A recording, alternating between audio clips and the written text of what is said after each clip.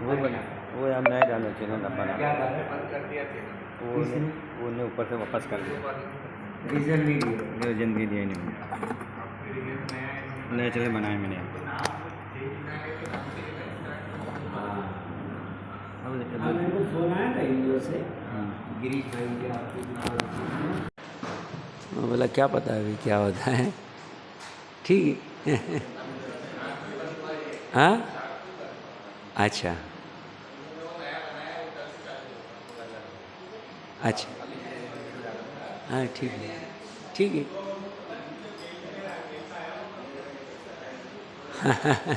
ठीक है देख लेना जैसे कोई बात। हाँ सावधान। नमः श्री वर्धमानाय निर्दोत्कलेलात्मने सालोकाणां त्रिलोकाणां यद्विद्यादर्पणायते।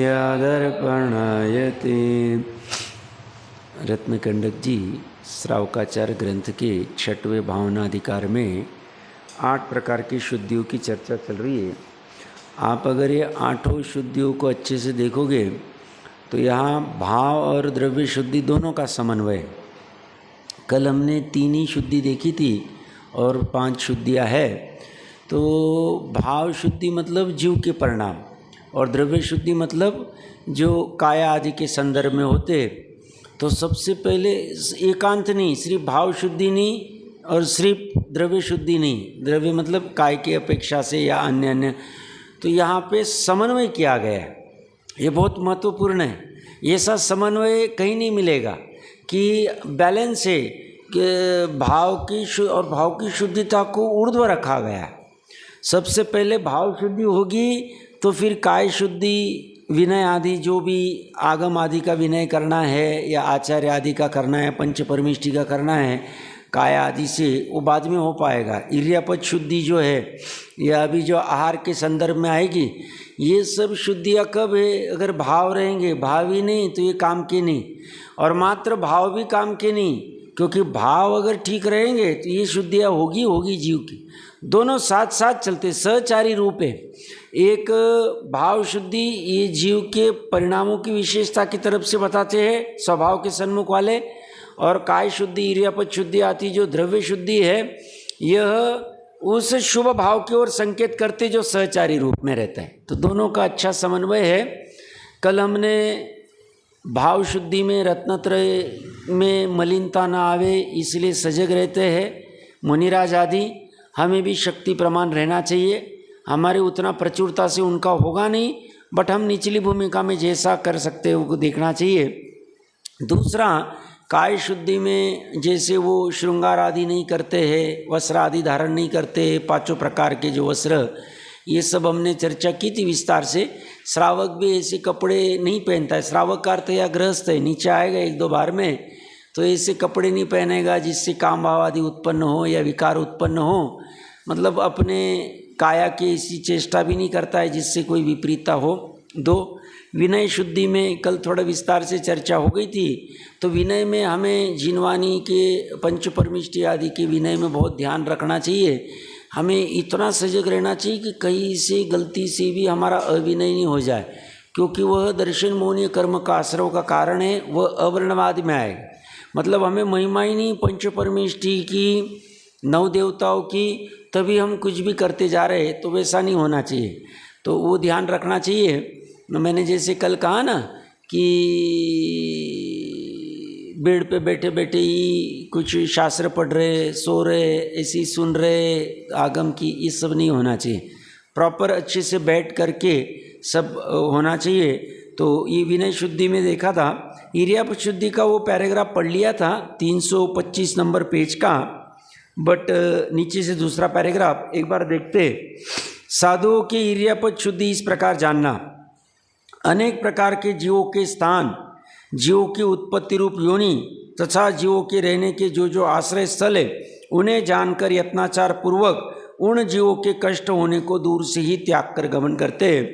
ये भले हम अभी मुनिपना इस भाव में अंगीकार करे न करे, बट जैसे गोमट सार जी जीव कांड के भी सरल चार्ट में आदि में बहुत से विद्वानों ने पुस्तकें बनाई हैं, जैसे प्रकाश जी छाबड़ा आदि ने गोमटसार जीवकांड वगैरह बनाया है, तो उसमें चार्ट टेबल फॉर्म में, तो उससे थोड़ा बहुत नॉलेज कर लेना चाहिए, क्योंकि हमें भी अगर जीव के स्थान पता रहेंगे, भले हमारा मुनिराज इतना तो जीवों का घात टलेगा नहीं, क्योंकि निचली भूमिका है, उतनी सजगता होती नहीं, बट जब जब सजगता रहेगी, हमें जीवों का ज्ञान रहेगा, तो बच जाएंगे तो भविष्य काल के दुख घट जाएंगे। क्यों? पाप कर्म कम हो जाएंगे ना, क्योंकि पाप कर्म की तीव्रता होती है तभी अयत्नापूर्वक कार्य करने के भाव होते और जीवों की हिंसा होती। तो इसका नॉलेज अच्छे से होना चाहिए। तो हमने नहीं किया होगा तो कर लेना चाहिए, और किया है तो बहुत अच्छा है, उसको रिफ्रेश रखना चाहिए।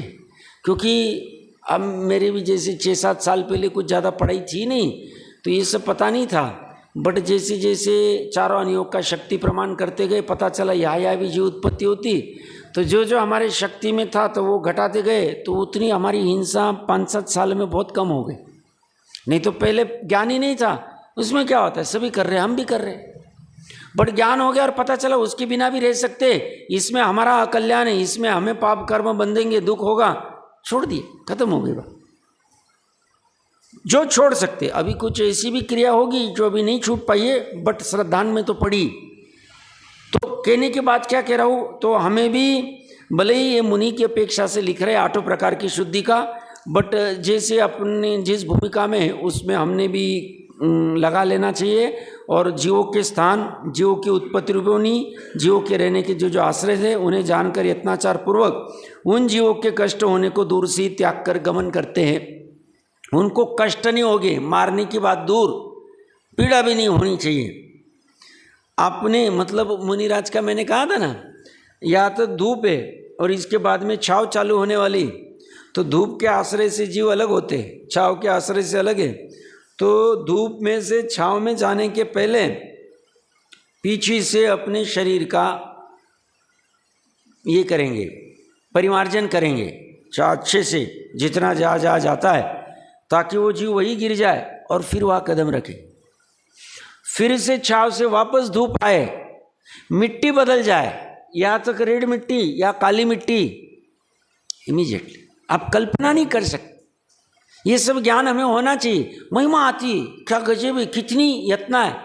श्रद्धान में ऐसा करते हुए, श्रद्धान में ये नहीं पड़ा है कि मैं जीवों को बचा रहा हूँ, श्रद्धान में ये पड़ा है एक द्रव्य दूसरे द्रव्य का कुछ कर नहीं सकता, ये नक्की। बट अभी भूमिका अनुसार मैं मन वचन का ऐसी गुप्त नहीं हो पा रहा हूँ, केवल ज्ञान नहीं प्रकट कर पा रहा हूँ। गमन करते हुए अयत्नापूर्वक गमन करने से मैं हिंसा में निमित्त हो सकता हूँ, मेरी अयत्ना, ऐसा जानकर सजगता से काम करते। फिर जैसी जिनवानी की आज्ञा है बराबर कर।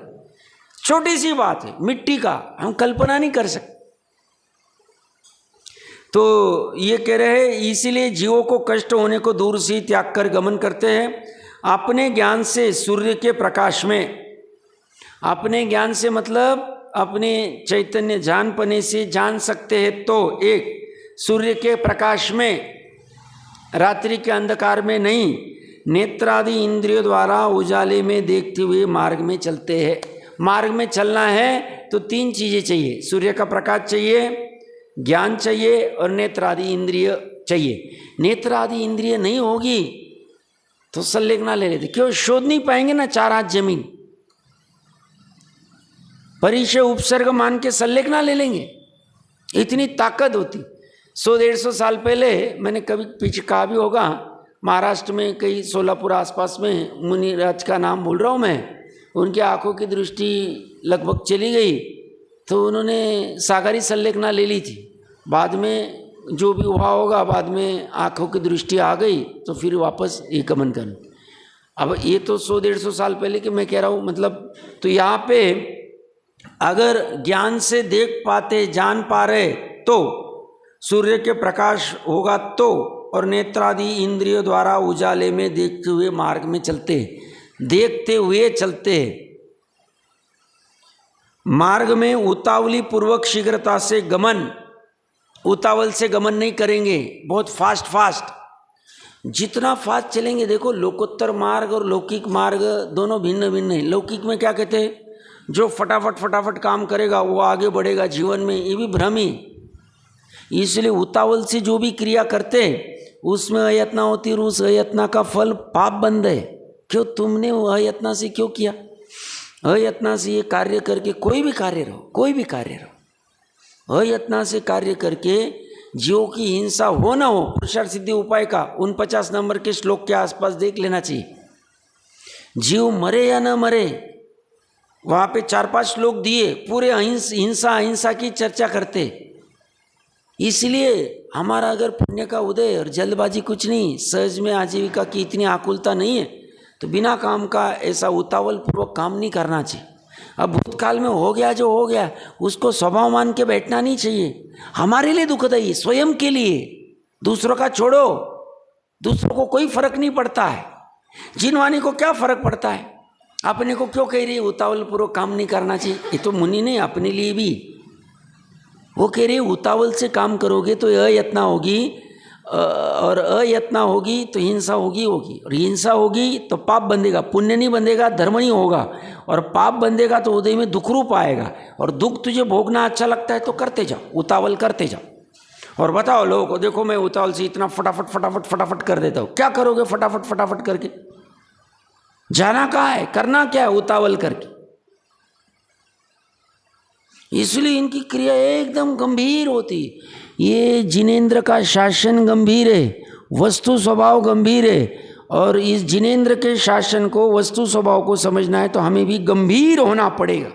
गंभीरता से ही काम होगा, अगंभीरता से काम होगा नहीं, 100% काम नहीं हो। हमारा ये मतलब हमारा ही नुकसान होगा इसमें, और होगा किसी का नहीं कुछ। तो महापुण्य से मिला है ऐसा शासन, तो यह गंभीरता प्रकट कर लेनी चाहिए हमने। तो उतावल पूर्वक शीघ्रता से गमन, मार्ग में विलंब करते हुए गमन, संभ्रम पूर्वक, विलंब करते हुए मतलब रुक रुक के या कुछ ऐसे बहुत विलंब करके, संभ्रम पूर्वक भूल कर गमन, भूल गए कई मार्ग आदि को, विस्मय पूर्वक आश्चर्य करते हुए गमन। आश्चर्य करते हुए मतलब वो यहाँ पे बहुत अच्छा पेड़ है, वो यहाँ पे अच्छी दुकान है, यहाँ पे अच्छा है, ऐसा विस्मय आश्चर्य, ये कितनी बड़ी बिल्डिंग अच्छी बनी, कैसे, कुछ भी नहीं करते। उनको आश्चर्य विस्मय किसी परद्रव्य का होता ही नहीं, अपने वैभव का ही आश्चर्य होता है उनको, और किसी का वेदन नहीं करते। तो संभ्रम पूर्वक गमन, विस्मय पूर्वक आश्चर्य करते हुए गमन, क्रीड़ा करते हुए गमन।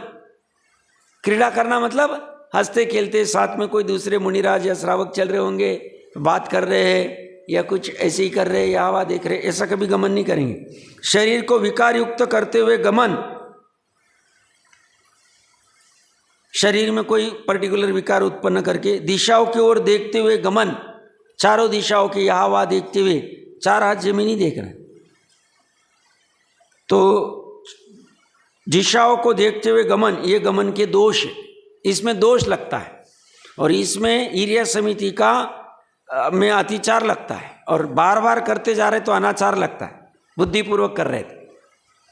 इन दोषों से रहित 4 हाथ जमीन को आगे की ओर देखते हुए, जिस मार्ग पर अनेक मनुष्य गाड़ा गाड़ी बैल गधा आदि चल चुके हो, जिस मार्ग से प्रातःकाल की वायु का स्पर्श हो गया हो, जिस मार्ग पर सूर्य की किरणों का संचार हो गया हो, उस मार्ग पर दिन में गमन करने वाले साधुओं के ईर्ष्या समिति होती है। कितनी कंडीशन से देखिए, अपने लगता है उनको क्या है, अरे उनको जिनवानी सर्वोपरि और बराबर ये कार्यकारी। क्यों?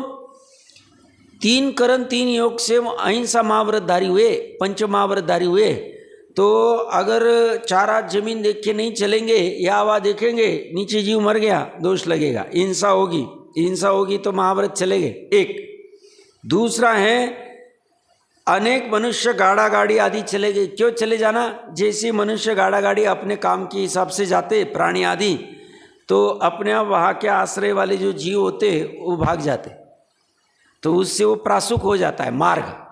मार्ग प्रासुक होगा तो उस पे ऊपर गमन करने के लिए फिर उनको बाधा नहीं। इसीलिए मनुष्य गाड़ा गाड़ी चले जाए तो चल चुके हो, जिस मार्ग से प्रातः काल की वायु का स्पर्श हो गया। सूर्योदय तो होना ही चाहिए, रात्रि में गमन करेंगे ही नहीं, रात्रि में अभी जैन धर्म में भी कोई गमन कर रहा है तो गलत कर रहा है।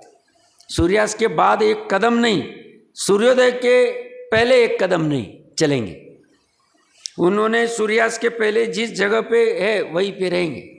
हाँ, किसी को मल मूत्र की व्याधि है तो आचार्य को पूछ के फिर उसका क्या है वो सब वहाँ से समझ लेना चाहिए।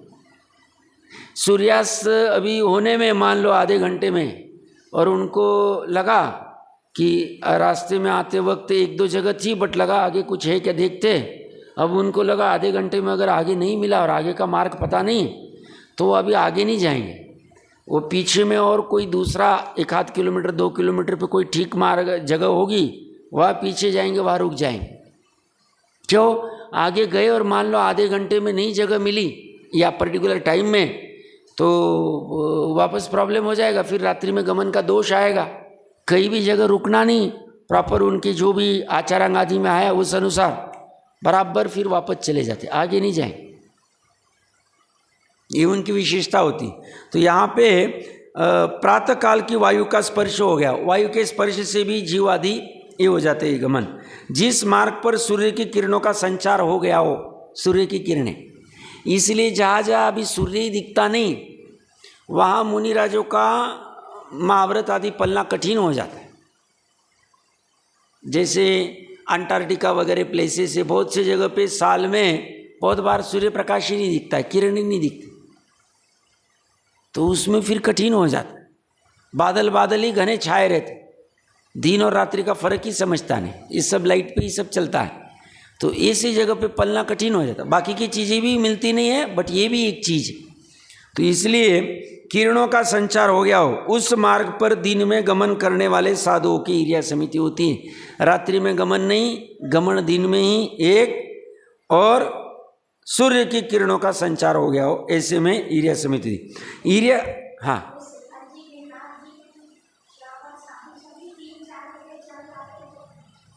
अच्छा प्रश्न है, वो गलत है। वो फटाफट इतना 14-15 किलोमीटर जाना है, इतने टोक करने तो चले जाते हैं ताकि 4 बजे तक वापस उतरना है, ये सब करना है, तो वो गलत है, एकदम गलत है। 3 बजे 2 बजे उठना, नहाना, इतना आरंभ करना, और वो कावड़ वाले कैसे चलेंगे, अब नहीं सामर्थ्य कावड़ वाले का इतना बोझा और वो यत्नपूर्वक चलेगा नहीं, थोड़ा तो पापी। इसलिए भूधरदास जी जब गए थे समय चिकर तो चढ़े ही नहीं ऊपर। बोले क्यों? बोले हर जगह से यहाँ केवल ज्ञान प्राप्त हुआ है, मोक्ष गए सभी जीव, कहाँ पैर रखो, शिक्षा वापस आ गए। अब हम तो निडल्ले से चले जाते हैं, तो वो तो पूरा ही गलत है, पूरा ही गलत है, पूरा गलत। हाँ हाँ हाँ हाँ, समझ गया। नहीं, आपका प्रश्न अच्छा है। आपका प्रश्न ऐसा है, भाई हम कहीं पे भी घूमना, कहीं जाना है तो रात्रि में भी ट्रैवलिंग कर लेते हैं या कुछ भी कर लेते हैं, तो अब ठीक है, शिखर जी का करे तो क्या बाधा है, इसमें क्या है। सी ये देखो, ये अब यहाँ करते तो यहाँ कर सकते हैं क्या, वो तर्क ठीक नहीं रहेगा। नहीं, वो बराबर है, बट धर्मस्थल में कृतम पापम वज्रलेप होता है। तुमने पाप किया ना, वहाँ तो पुण्य धर्म करना चाहिए था तुम्हें। तो बोले 2 बजे तुम निकले तो ऐसा थोड़ी कि तुम, भाई तुम्हारे भाव अच्छे तो तुमको पुण्य होगा। पाप तो पाप ही रहेगा। जैसे मंदिर बनाने के लिए भी अभी जमीन खुदवानी पड़ती, ठीक है, मतलब वहाँ तो पाप ही होगा, बट हम ऐसा सोचते भाई 100-200 साल तक जिन मंदिर रहेगा तो धर्म आराधना चलती रहेगी, उस अपेक्षा से अभी घर बांधने के पाप करने से ये पाप ठीक है तो पाप ही होगा। ये टोडरमल जी साहब ने 5वें अधिकार में भी लिया, जब श्वेतांबर भाई बोलते मंदिर नहीं बनाने चाहिए तो वह उसको समझाए। ऐसे ही अब घूमने के से तो यहाँ जाना अच्छा ही, बट यहाँ पे भी 2 बजे निकलेंगे तो पाप ही होगा। हाँ, हम ऐसा विवेक कर सकते हैं कि भाई ये 24 टोक के लिए मान लो 2 बजे नहीं निकलेंगे तो 4 बजे तक रिटर्न नहीं आ सकते, तो हम 24 की जगह 15 ही करेंगे, 12 ही करेंगे, सभी जगह जाएंगे तो ही हमें होगा ये सब। अब ये तो क्या है, ये जो टोक बने ये 100-200 500 1000 साल पहले किसी ने बनाया होंगे, पहले ऐसा तो कोई था ही नहीं। ये तो अभी अभी नई नई उपज, अभी तो ऐसी भी उपज चल रही, रोप पे लगा देंगे, जैसे वैष्णो देवी ये हवा लगा है, फटाक से करोड़पति जाएगा, फटाक से पहुंच जाएगा, या तो चार्टर प्लेन या फ्लाइट लेके जाएगा, ऊपर उतरेगा, फटाफट दर्शन करेगा, हो गया। तो उसको तो अभी कोई कुछ कह ही नहीं सकता है। तो वो तो उसमें भावना कहाँ रही।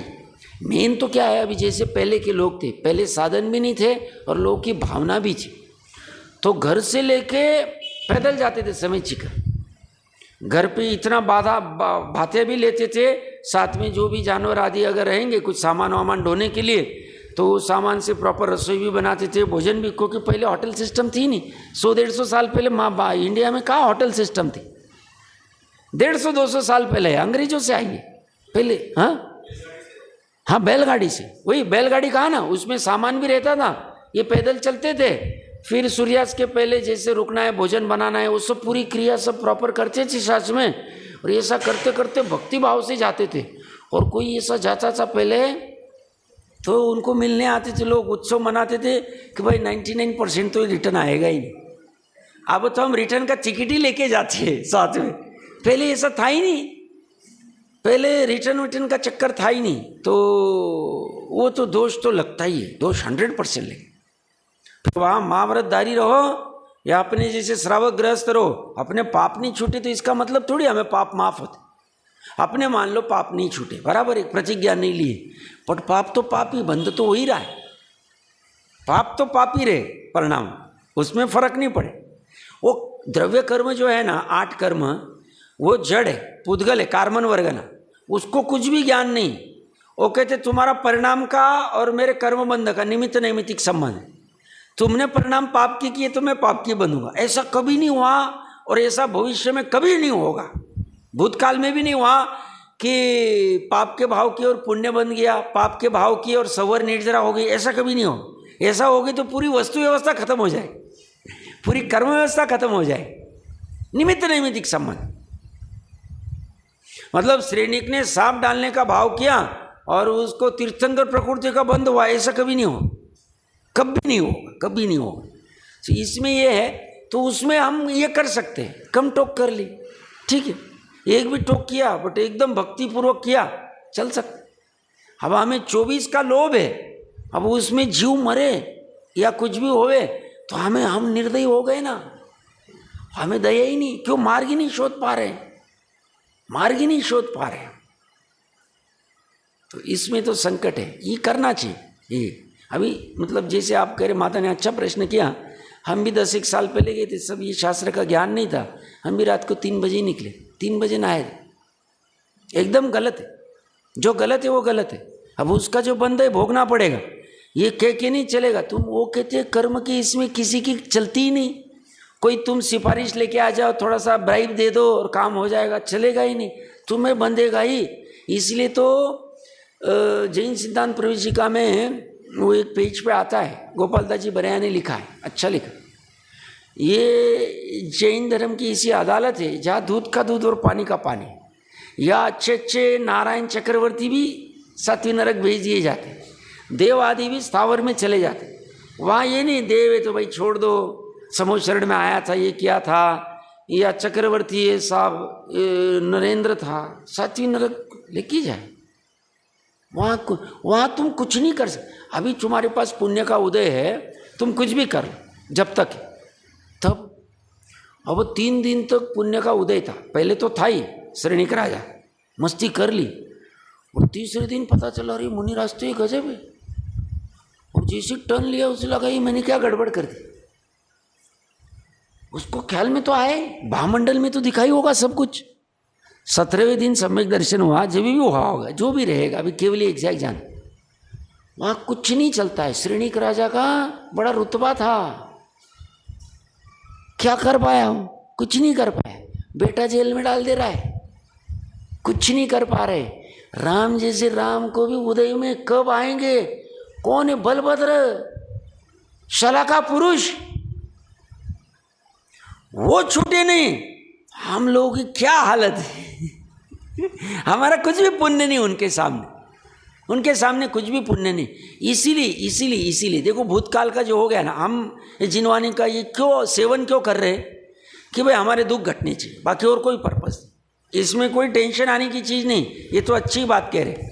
तो हमें क्या करना, चलो वर्तमान और भविष्य के लिए कितना बच सकते हो देखना चाहिए, वह विवेक लगाना चाहिए, कहाँ पाप हो रहा है, कहाँ बच सकते हैं, अपने लिए, दूसरे के लिए नहीं। दूसरे को ना बताना है, ना ही हमारी ऐसे करने से जैन धर्म ज़्यादा बढ़ जाएगा, उसको हमारी कोई ज़रूरत नहीं, कोई ज़रूरत नहीं।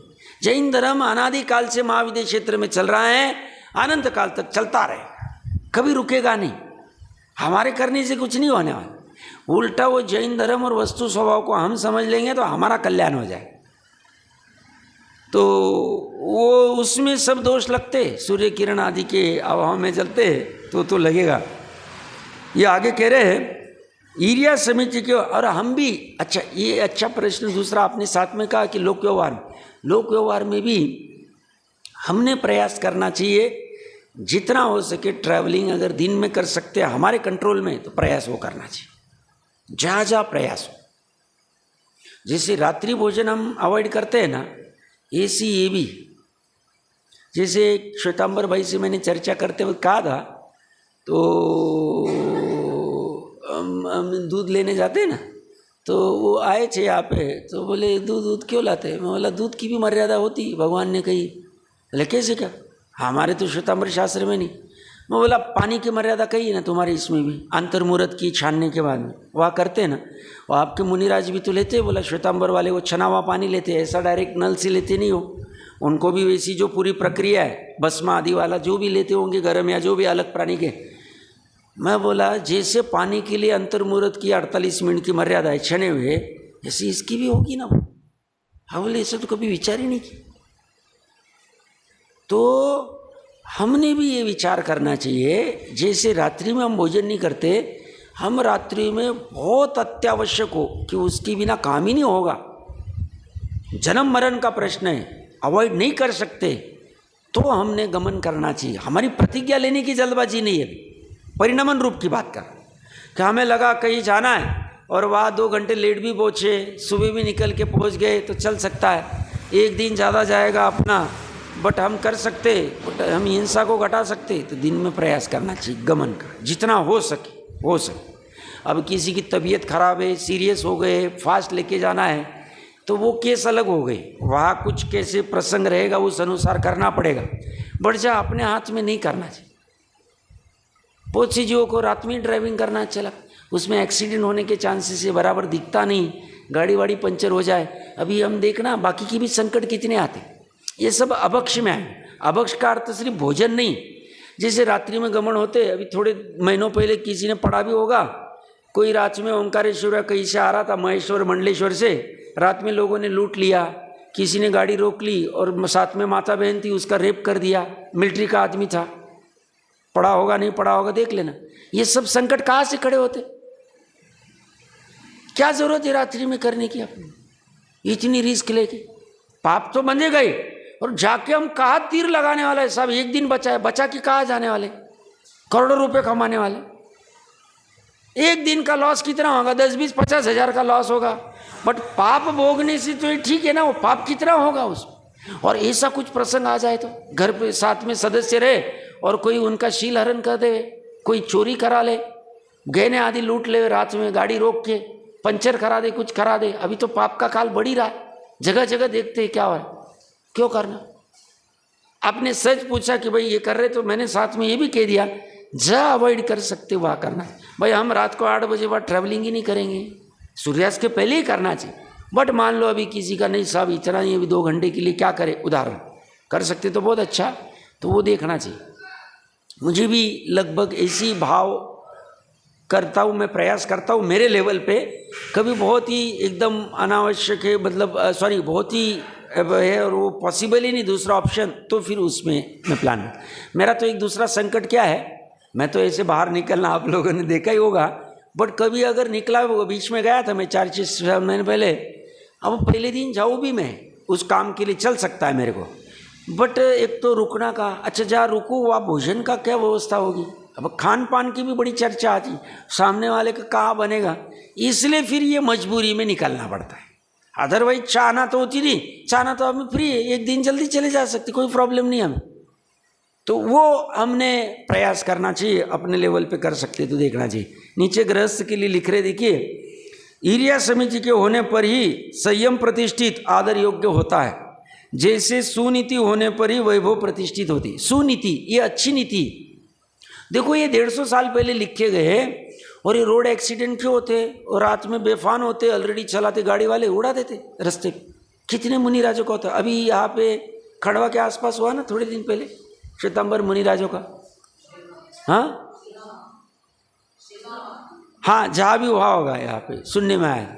ये सब क्या है, रात्रि में या कभी ऐसे चले कुछ हो तो वहाँ रिस्क ज़्यादा है। दिन में भी हो सकता है, अरे बट रात में रिस्क ज़्यादा है, पता नहीं चलता है ऐसा। इसी का एक देश धर्म अंगीकार करने वाले गृहस्थ को भी इर्यापद की शुद्धि रूप गमन करने की भावना रखना चाहिए। तो गृहस्थ ने भी, या गृहस्थ शब्द किया है, श्रावक नहीं कहा है, या पंचम प्रतिमा वाला नहीं। हम जैसे गृहस्थ भी इर्यापद की शुद्धि रूप गमन करने की भावना रखना चाहिए। भावना तो होनी चाहिए। तथा अपनी शक्ति प्रमाण मार्ग में कीड़ा कीड़ी, हरित, अंकुर, घास, धूप, कीचड़, नील इत्यादि टालकर दया परिणामों से गमन करना उचित है। अभी 2-4 साल पहले कोई हमारे परिचित आए थे, श्वेतांबर वाले। अच्छा प्रसंग है, समझना अच्छे से। उनके कोई परिचित, उन्होंने श्वेतांबर में दीक्षा ली हुई, ढूंढारी मठ में।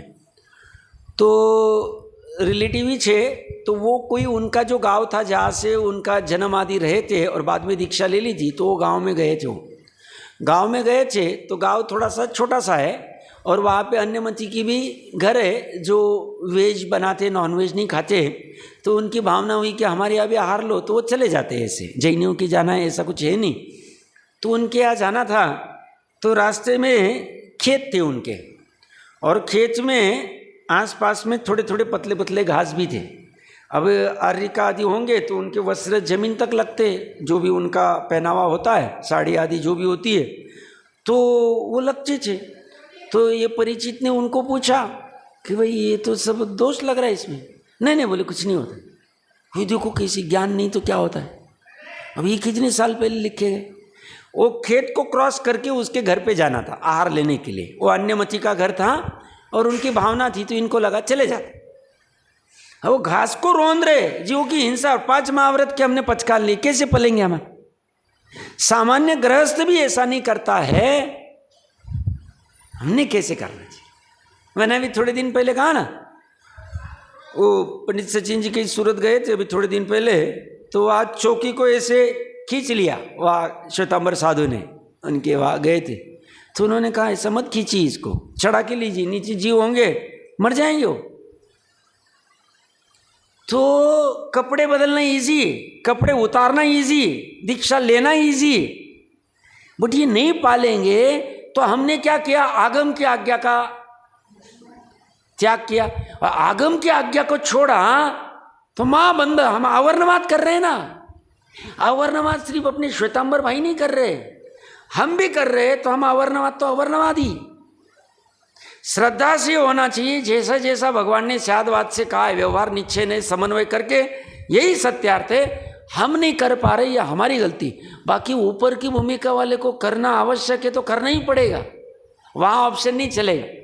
हम तो भी निचली भूमिका वाले, हमारी कोई प्रतिज्ञा नहीं है, तो हमें पाप बंद तो होगा, बट उनकी प्रतिज्ञा है, उन्होंने सजग अवस्था में प्रतिज्ञा ली, और प्रतिज्ञा तोड़ेंगे तो माँ पाप बंद होगा, क्योंकि प्रतिज्ञा भी आत्म साक्षी से ली है, पंच परमेष्ठी की साक्षी से ली है, तो वो भी तोड़ने का अपराध और परिणमन रूप तो है ही। तो ये संकट खड़ा हो जाता है, इसलिए वो ध्यान रखना चाहिए। तो ये हम जैसे श्रावकों ने भी कीड़ा कीड़ी, मतलब निर्दयी नहीं होना चाहिए, निर्दयी नहीं होना चाहिए, दया रखनी चाहिए, दया रखनी चाहिए, ध्यान रखना चाहिए। या हमारे लिए हर जगह इसलिए शोधना बहुत जरूरी है। शुद्धि क्या है? शोधना है। भोजन क्यों शोधते? हम मार्केट में जाते हैं, गेहूँ बाजरी कुछ भी लाने जाते हैं, और वहाँ पे कीड़े दिखे तो हम सामान्य नहीं लाना। क्यों? अब वो लाए, भले हम छान के लेंगे, वो कीड़े निकल जाएंगे, सब जगह मिलते तो हम लेके आएंगे। अब वो करते करते एक हाथ मर गया, तो एक हाथ घुना हुआ सब निकाल नहीं पाए, हम छदमस्त। हमारी इतनी दृष्टि नहीं है पावरफुल। हमने अपनी आत्मा को सोचना है, दूसरे का नहीं करना है। भाई भोगना मुझे पड़ेगा, ये संसार बड़ा खतरनाक है। ये हमें मनुष्य वो मिला, ये पर्याय जाने के बाद में हमें गारंटी नहीं वापस मनुष्य पर्याय कब मिलेगा, जैन कुल कब मिलेगा। मैंने थोड़े दिन पहले कहा था हमें 30-35 साल बाद ये धर्म मिला। 30-35 साल तक शुद्ध आत्मा ही पता नहीं था। हम बोलो क्या बोलो, हमारे माता पिता को 60-65 साल तक मिला नहीं। कल्पना करो, इसमें इसकी महिमा आनी चाहिए। देखो एटलीस्ट श्रद्धा में होना चाहिए, निकलना चाहिए नहीं अरे ऐसा नहीं करने, ये गलत है यार, हमारे लिए गलत। हमें वहाँ सेफ गार्ड नहीं करना चाहिए, नहीं फिर क्या करेंगे, फिर ऐसे ही होना चाहिए, ये सब चक्कर में नहीं पड़ना चाहिए। हमने श्रद्धा से पहले ठाम में हाँ ये बराबर, ये गलत है, ये नहीं, ऐसा नहीं होना चाहिए। उसका उपाय ढूंढना चाहिए हमारे लिए, दूसरे के लिए नहीं।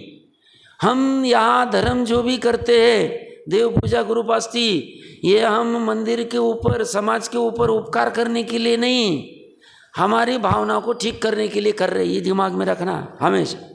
हम स्वाध्याय भी करने आ रहे हैं, हम अपने आत्म कल्याण के लिए आ रहे हैं। हम स्वाध्याय को नहीं आएंगे तो फिर रौनक कैसी रहेगी, फिर क्या होगा, इसके लिए नहीं आ रहे हम अपने लिए आ रहे हैं। ये होना चाहिए, हम अपने लिए आ रहे। तो ये ध्यान रखना चाहिए। तो ये कीड़ा कीड़ी, हरित अंकुर, घास, धूप, कीचड़, नील इत्यादि को टालकर दया परिणामों से गमन करना उचित है।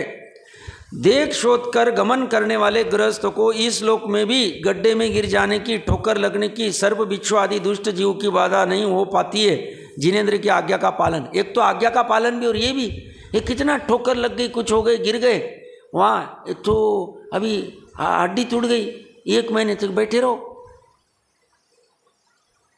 तो भाई नहीं, मुनिराज भी क्यों नहीं करते, रात्रि में गमन करे, कहीं टूट गया, अब उनको हॉस्पिटल तो अलाउड ही नहीं। क्यों? सभी हिंसक साधन है, उनको प्लास्टर वास्टर लगाना अलाउड नहीं।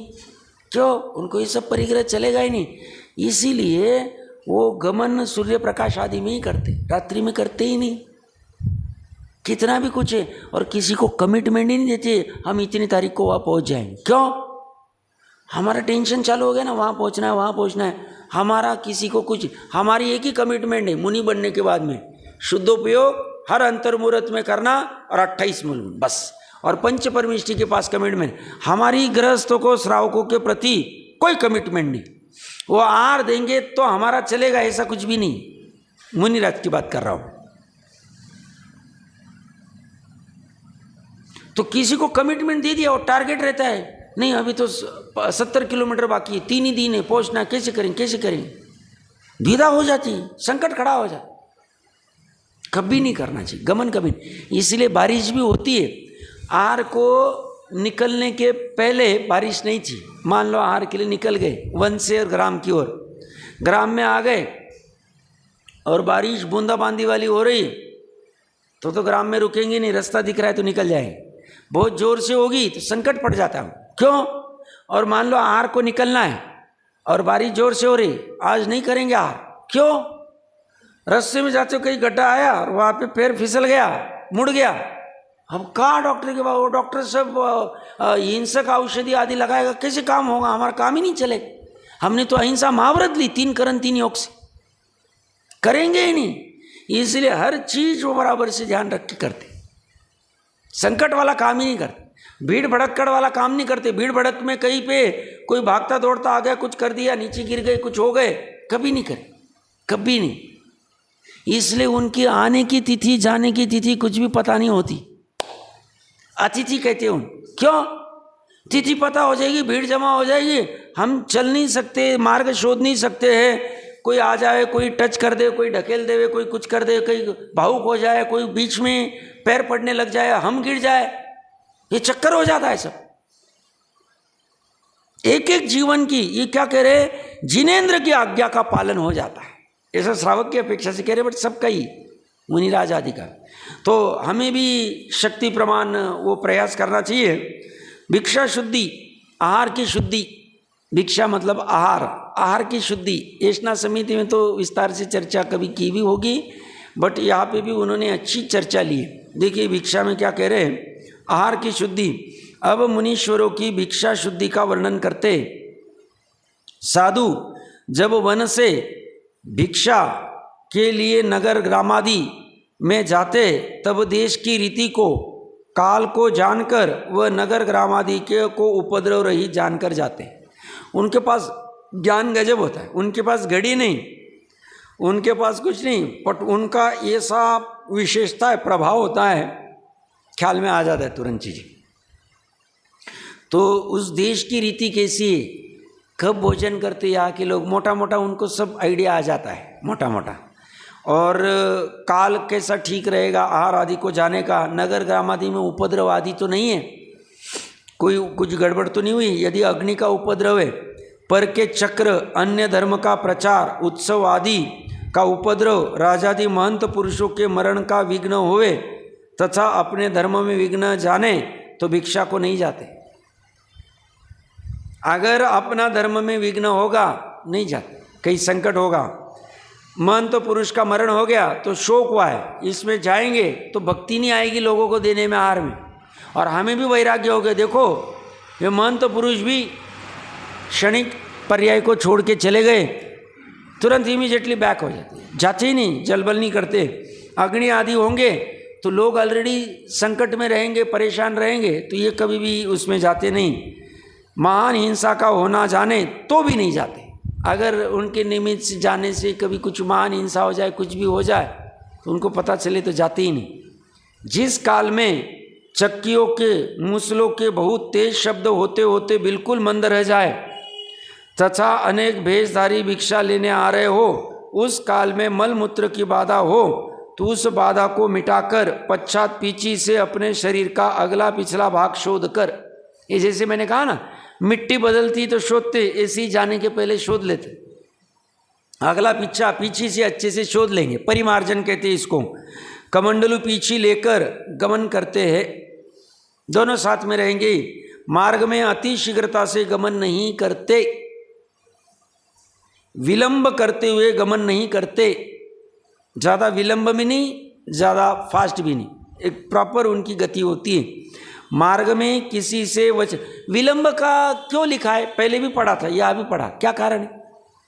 देखो वो विलंब करते करते मतलब एकदम धीरे धीरे चल रहे, 10 कदम, फिर रुक गए, फिर थोड़ा हुआ, फिर बैठ गए, कहीं कुछ हो गए, तो आने जाने वाले लोगों को शंका हो सकती है कि वो ये क्यों कर रहे हैं ऐसा, क्या हो, कुछ मतलब उनके मन में कुछ अन्य विकल्प आ सकते। तो अति शीघ्र में भी लालायित नहीं है वो आहार आदि के लिए या कहीं जाने के लिए, और अति विलंब करके जाते तो उसमें भी सामने वाले को शंका खड़ी हो जाती, अनेक कुछ भी शंका आ सकती।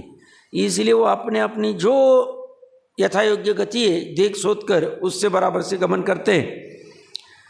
मार्ग में किसी से वचनलाप नहीं करते, जाते वक्त वचनलाप करेंगे ही नहीं, मार्ग में गमन करते वक्त आहार के लिए भी नहीं और ऐसी भी नहीं। क्यों? जब वचनलाप करेंगे तो उपयोग वहाँ रहेगा, तो शोधेंगे नहीं, आप बातें करते करते रहेंगे तो नहीं शोध पाएंगे जमीन उपयोग, क्योंकि एक समय में एक ही उपयोग होता है। तो आप अगर आंखों में उपयोग लगा रहे हो तो बोलने में नहीं लगाना है, और बोलने में अगर करना है कुछ कारणवश तो रुक जाएंगे, रुक के बात करेंगे। और बोलने में उपयोग रहेगा, क्या बोल रहे हैं, क्या कर रहे हैं, उनका सुनने में, या हम बोल रहे हैं और सुनने में रहेगा, तो देखना सुनना नहीं होगा, क्योंकि एक समय में एक ही उपयोग होता है। तो श्रोतेंद्रिय का उपयोग चलेगा तो वो नहीं होगा। इस अपेक्षा से वह वचलाप नहीं करते। मार्ग में वन की, भूमि की, नगर की, ग्राम की शोभा नहीं देखते, यहाँ का माहौल कितना अच्छा है, ये पेड़ कितना अच्छा है, ये सिनारियो सीन कितना अच्छा है, सनसेट कितना अच्छा है, सनराइज कितना अच्छा है, कुछ नहीं लेना उन। जहाँ कलह, विसंवाद, कौतुक, नृत्य, गीत आदि हो रहे हो, उन्हें दूर से ही छोड़कर गमन करते। गीत नृत्य होवे तो जाते ही नहीं, गमन ही नहीं कर, रुक जाते। इसलिए उनके निमित्त से अगर कोई बैंड वैंड लेके आ जाए, कुछ कर देवे तो नहीं करें। क्यों? गल नित्य में वो कर नहीं पाते, शोध पाते बराबर से। तो इसलिए जहाँ पे कलह, विसंवाद, कौतुक, नृत्य, गीत आदि हो रहे हो तो उन्हें दूर से ही छोड़कर गमन करते। मार्ग में दुष्ट तिर्यंच, दुष्ट मनुष्य, पागल मनुष्य, स्त्री तथा पत्ते, फल, फूल, बीज, जल, कीचड़ आदि जिस भूमि पर पड़े हो उसे दूर से ही छोड़कर गमन करते। एक प्रसंग याद आया, 10-15 साल पहले कोई श्वेतांबर मुनि का बॉम्बे में चातुर्मास था, घाटकोपर के आसपास में। तो वहाँ पे कोई परिचित गए थे, तो वो परिचित बाद में हमें कह रहे थे ये बड़े बड़े सिटीज़ में अच्छे से पालन नहीं होता है मुनिपने का, उनकी अपेक्षा से। बोला क्या हो गया? तो वो कह रहे थे वहाँ पे बारिश ज़्यादा होती है बॉम्बे में, वो कोस्टल एरिया इसलिए, तो बारिश ज़्यादा होती तो काई बहुत होती। तो बोलते कोई भी बिल्डिंग में जाना है आपको आहार लेने के लिए, तो पूरे वो ज़मीन पे काई आदि हरी होगी, तो आपको उसको रोनते हुए जाना पड़ता है। ये प्रकरण कहाँ से लिया मैंने? बीज आदि। तो बोलते पलता ही नहीं, अभी हिंसा हो जाती। अब करो कैसे कल्पना करें। इनको भी लगा कि भाई किसी के घर में जाना है और वहाँ आंगन में सब ये फूल आदि और पेड़ वेड़ सब लगे और सब नहीं जाएंगे, नहीं। तो इसलिए वो क्या करते, पूरा इसमें नहीं होता है ना, तो जो मार्ग आदि पे प्रॉपर देखते फिर वो उसको अवॉइड करके ही चलते। उनको तो क्या है, कदम रखना, इतनी ज़मीन चाहिए बस, खत्म हो। इसलिए वो बराबर वो देख के ही चलते, रोनते हुए कभी नहीं। ऐसा कभी नहीं होगा कि पूरे के पूरे जंगल मान लो 100 एकड़ का है, उदाहरण के लिए ले रहे, तो 100 एकड़ में एक भी ऐसा कण खाली नहीं कि पूरा, ऐसा नहीं होता। सामान्य पेड़ के नीचे आसपास में रहेंगे फूल, बट पेड़ कहाँ रहते, रोड के साइड में या कहीं होंगे, तो बीच वाला रास्ता प्रासुक रहेगा, तो वैसा देख के ही करते। और उनको रिस्क हो गई कि नहीं यहाँ पे बहुत है और आगे संकट होगा, तो मार्ग चेंज कर लेते, क्योंकि उनका किसी से कमिटमेंट है ही नहीं। उनका कोई कमिटमेंट नहीं कि साहब मैं यहाँ आके चातुर्मास करूँगा या 10 दिन रुकने वाला, कोई कमिटमेंट नहीं होता है, इसलिए वह जाएंगे नहीं, रिटर्न आ जाए। उनके प्रोग्राम फिक्स नहीं होते, कभी फिक्स नहीं होते।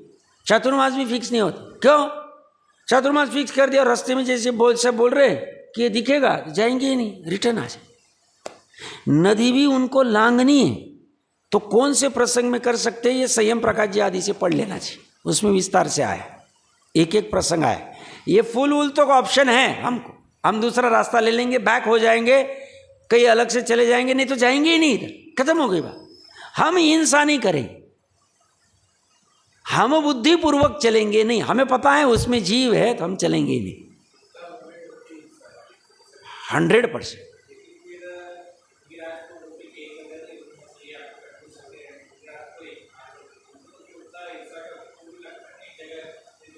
नहीं, बट देखो उनके एक तो हिंसा करने, प्रश्न अच्छा है आपका, ये करके फिर बाकी की चर्चा बाद में करेंगे।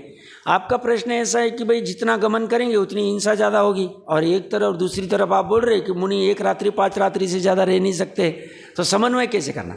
देखिए एक जगह स्थिर रहते हैं ना, ऑटोमेटिकली राग जम जाता है, तो उनको तो राग जमाना नहीं, इसलिए वो आज्ञा है कि 1 रात्रि 5 रात्रि से ज़्यादा नहीं, ओनली चातुर्मास में रुक सकते हैं 4 महीने एक जगह पे।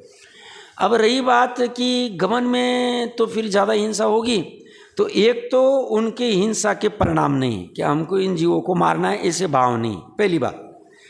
दूसरी बात है पूर्ण सजगता से यत्नपूर्वक चलते हैं। ऐसा होते हुए भी पुरुषार्थ सिद्धि उपाय का वो श्लोक मैंने पूर्व में कभी पढ़ाया होगा, नहीं तो देख लेना चाहिए, 45 श्लोक के आसपास होगा। रत्नकंडक जी में हमने चर्चा की हुई है कि गमन करते हुए मुनिराज के कोई पैर रख रहे, वो देख शोध के चल रहे, और अचानक कोई जीव आके गिरा और उनका पैर रखने का एक ही टाइम मर गए, तो उनको पाप नहीं लगे। कारण क्या? मारने का भाव नहीं, परिणाम नहीं, और सजग से चल रहे, ऐसा नहीं यहाँ वहाँ देख के चल रहे, यहाँ वहाँ देखे तो गए काम से, फिर तो लगेगा, फिर नहीं मरा तो भी लगेगा। क्यों? रहता था तो मरता था, तुमने आयत ना की, आयत नहीं है, पाप है, तुमने शोधा नहीं, तो उस अपेक्षा से उनको वो लगता नहीं। बाकी केवल ज्ञान गम में कुछ सूक्ष्म या जीवों की हिंसा भी होती होगी, बट उनको वो गमन कहा। जैसे अपने लिए, 1 ही मिनट में अपनी बात पूरी करता हूँ, अपने लिए जैसे हम पानी को छान के तुरंत पीने से अच्छा है उसको अग्नि के ऊपर गर्म करके वो पानी पीना चाहिए, उसमें रसना इंद्रिय विजय ज़्यादा होता है। अब अग्नि के ऊपर गर्म करेंगे छानने के बाद में, जीवानी देने के बाद में, तो अग्नि के ऊपर गर्म करेंगे तो अग्नि का जीव की हिंसा होगी, मानते, बट इंद्रिय विजय प्राणी संयम से भी ज़्यादा महत्वपूर्ण है, क्योंकि इंद्रिय परेशान कर रही है अनादिकाल से, तो ये बात बराबर है। तो इसलिए हमें कोई भी फ्रूट आदि सुधारा और तुरंत खाना नहीं चाहिए। अगर शक्ति हमारी तो प्रासुक करके गर्म करके या उबाल के या नमक आदि से करके खाना चाहिए, क्योंकि उसमें रसना इंद्रिय का विजय ज़्यादा होता है। क्योंकि गर्म पानी ज़्यादा पिया नहीं जाता है, ठंडा पानी ये लगता है छना हुआ, तो उबला हुआ पानी इतना जाता नहीं है, तो उसमें ऑटोमेटिकली वैराग्य खड़ा होता है, मनोविज्ञान है। इसलिए चरणानी योग का कथन है कि इंद्रिय प्राणी संयम से इंद्रिय संयम महत्वपूर्ण है। कहीं कहीं भी हिंसा होती मानते, तो ऐसे ही यहाँ पे सूक्ष्म वाली हिंसा तो होगी, बट हिंसा करने का भाव नहीं, पर एक जगह रहने से जो उनकी आसक्ति घटेगी बढ़ेगी वो वहाँ नहीं होगी, इस अपेक्षा से वो ठीक है, ये ऐसा उनका समन्वय किया है।